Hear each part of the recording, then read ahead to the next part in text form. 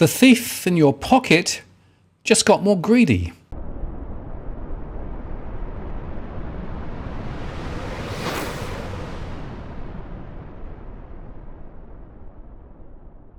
Hello again, it's Martin North from Digital Finance Analytics, one latest post covering finance and problem news with a distinctively Australian flavour.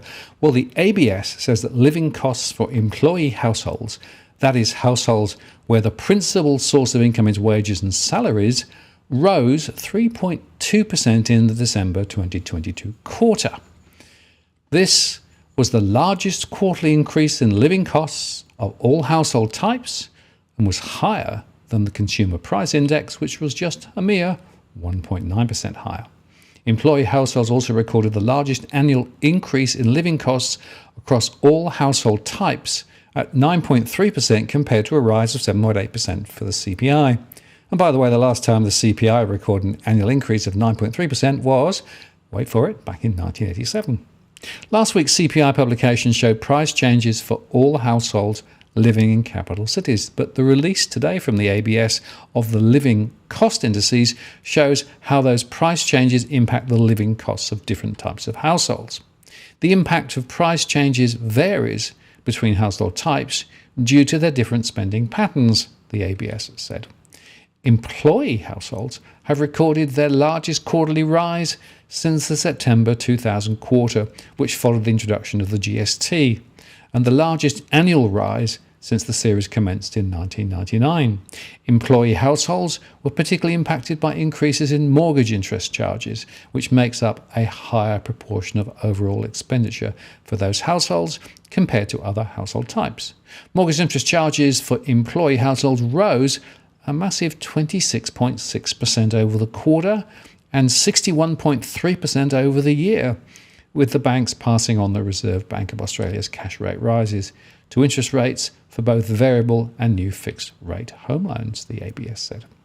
Living costs for self-funded retiree households rose 2.2% this quarter, which was also higher than the CPI and the highest quarterly rise for this series since the September 2000 quarter. And annually, living costs for self-funded retirees rose 7.6%. That's the largest annual increase since the series commenced in 1999.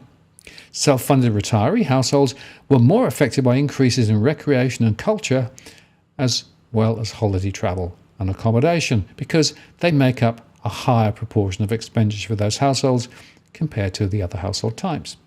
Domestic holiday travel and accommodation prices for self-funded retirees rose 13.4% due to strong demand over the Christmas holiday period. All household types saw quarterly increases in their living costs ranging from between 1.7% and 3.2% in the quarter, and the annual increase in living costs this quarter were the largest seen across all household types since their series commenced, which was 1999 for most household types and 2008 for pensioner and beneficiary households. Over the past 12 months, higher food and utility prices contributed to increased living costs for all household types. Annually, food prices rose between 9 and 10%, driven by rises in meal out and takeaway food and fruit and vegetables. Utility prices rose between 8 and 10%, driven by higher wholesale prices for gas and electricity being passed on to consumers, the ABS said. And the point I want to make here, it's just something which I have been underscoring previously, is the CPI does a very poor job of actually relaying the real impacts on real households. And so these numbers from the ABS today are probably more realistic, but probably still understating the true impact on many households. The fact is, we're going backwards big time, and that is pretty much across all household groups. Other than, of course, those who are extremely affluent, who can bear the cost, no problem. Difficulty is there are more households who are not in that category and are really feeling the pain. One reason why the mortgage stress numbers are so relevant now and why they are continuing to rise. I'm Martin North from Digital Finance Analytics. Many thanks for watching, and I'll see you again next time.